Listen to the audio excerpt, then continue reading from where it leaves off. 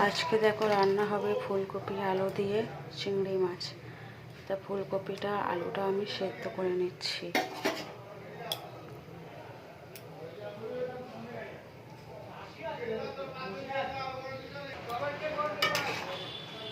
ফুলকপি আলু সেদ্ধ হয়ে গেছে, নামিয়ে নেব।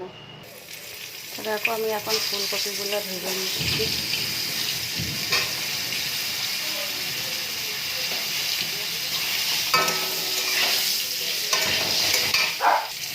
দেখো ফুলকপি আমার ভাজা হয়ে গেছে, এখন আমি নামিয়ে নেব।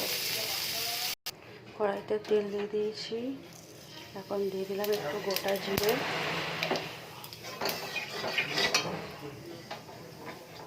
আর দিয়ে দিলাম একটু পেঁয়াজ,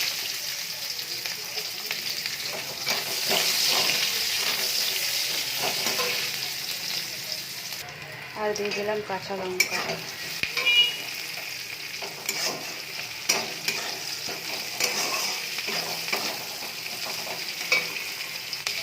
আর দিয়ে দিলাম সেদ্ধ করে আলুটা রাখা ছিল সেটা দিয়ে দিলাম। এটাকে দিয়ে একটু আলুটা ভেজে নেব, তারপরে একটু মশলা দেবো।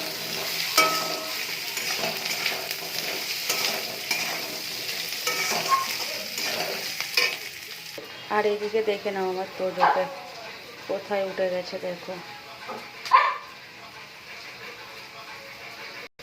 তো এখানে দেখো আমি সব মশলা দিয়ে দিয়েছি, নুন, হলুদ, জিরে গুঁড়ো, ধনের গুঁড়ো, আর হচ্ছে একটু লাল লঙ্কার গুঁড়ো।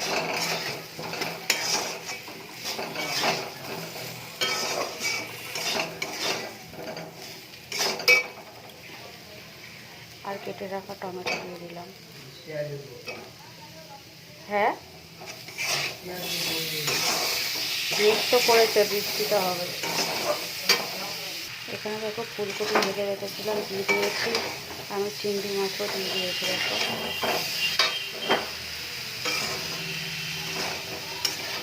ওটাকে এখন ভালো করে কষিয়ে নেব।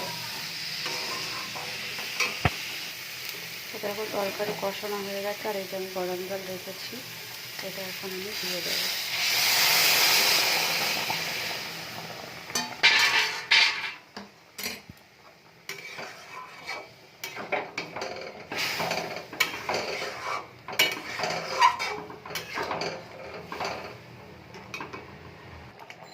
তো ফুলকপি আলু চিংড়ি মাছের ঝোল দেখো আমার হয়ে গেছে, আমি এটাকে এখন নামিয়ে নেব।